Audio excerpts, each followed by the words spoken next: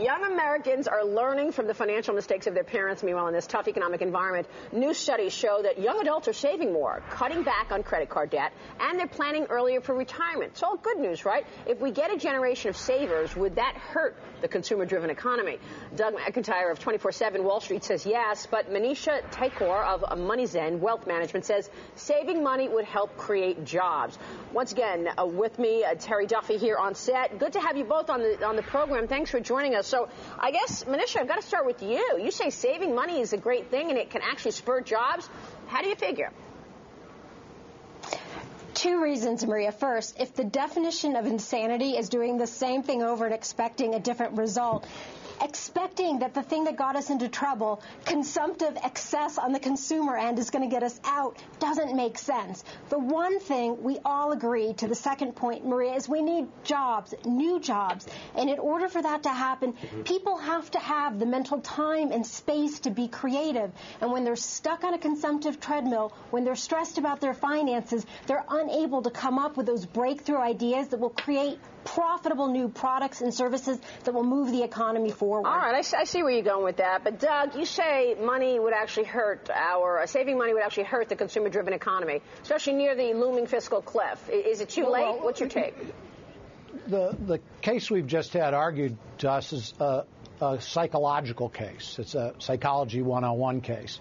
The problem with the economy right now is that older people feel pressure because they can't retire, and now younger people are saying, well, maybe I should save money when I retire 50 years from now.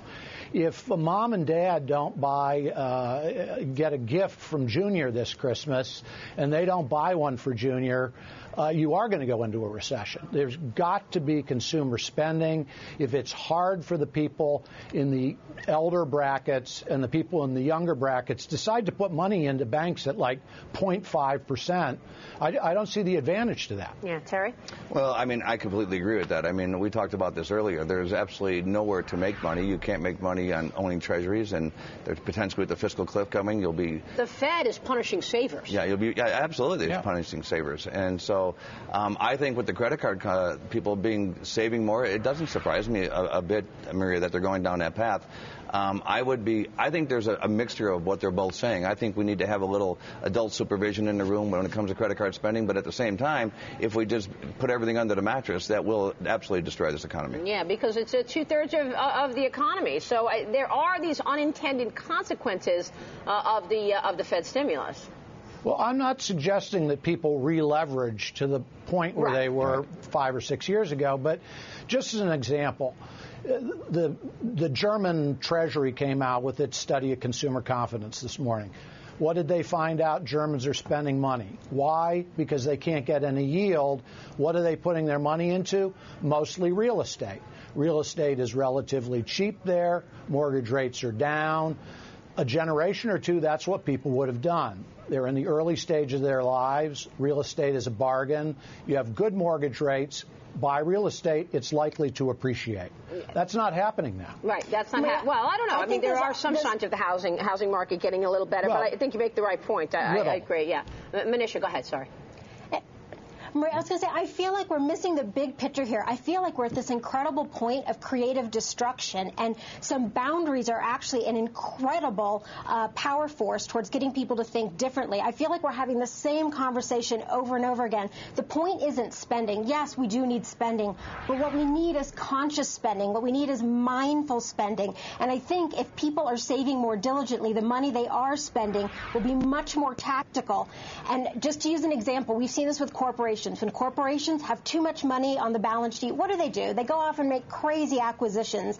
Collectively, as a global economy, that's what we've done. And so what we're talking about is fiscal restraint. And I think the end benefit can be the same thing that we've seen with corporations who've tightened the belt and actually, in many cases, are in a much better shape. Apple Computer is not a 26-year-old person. The problem here has absolutely nothing to do with whether corporations retain cash or not. It has to do with the perception of young people as to whether or not they think they ought to put money into something that yields. I walked in front of a bank just now. It's like 0.5%. 10 years from now, if they save their money, they're going to have next to nothing. Right. You and I both know if Mark Zuckerberg had not maxed out his MasterCard, Facebook wouldn't exist. You've got to have some ability of young people to spend money, in essence, to create a lifestyle. Well, look, I think you both make great points. We'll keep watching it. Thank you so much.